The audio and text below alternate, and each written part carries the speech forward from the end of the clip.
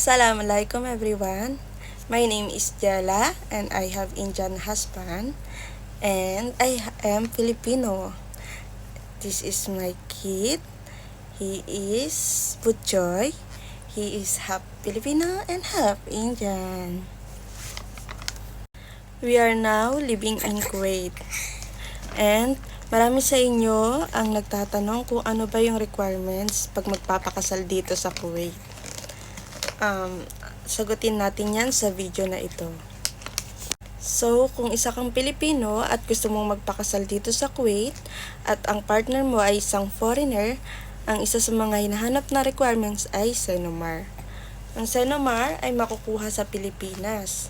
So, pwede mo siya ipakuha sa parents mo, tapos ipadala.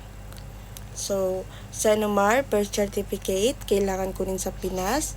Pag na-receive na, kailangang ipa-apostille.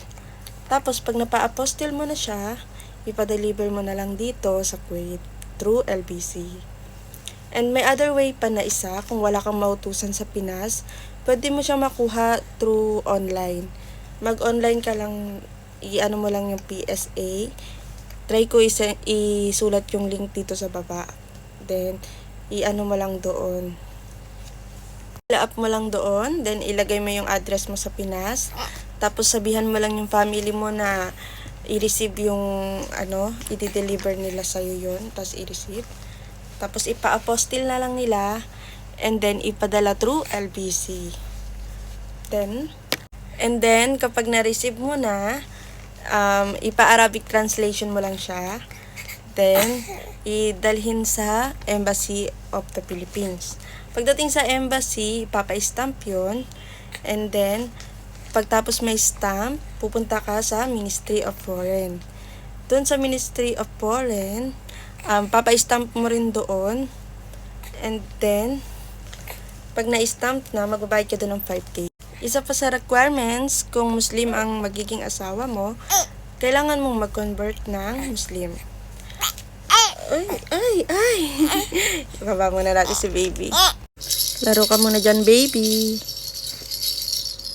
So, kung Muslim ang iyong magiging asawa, kailangan mong magpa-convert sa Islam. Kailangan mong magpasa ng certificate of conversion sa kanila. And kung Christian naman ang iyong asawa or other religion, hindi mo na kailangang magpasa ng conversion. And then, pag kompleto na lahat ng iyong requirements, ipasa mo na lang siya sa Rigay Court. So, yun lamang po ang mga requirements kung gusto mong magpakasal dito sa Kuwait at isa kang Pilipina at ang iyong partner ay foreigner. Kung visa 18 lang po yun applicable. Kung visa 20, I think parehas lang naman yung mga requirements pero kailangan mo lang manghingi ng letter from your sponsor. Pero pag Pinoy naman po ang inyong magiging partner, hindi ko po alam ang mga requirements doon. Kasi yung mga sinabi ko lang po ay based on my experience. So, yun lamang po ang requirements at process ng pagpapakasal dito sa Kuwait. Sana po ay nakatulong ako sa inyo. Thank you! Say thank you for watching, guys! Bye-bye! Bye-bye! Bye-bye!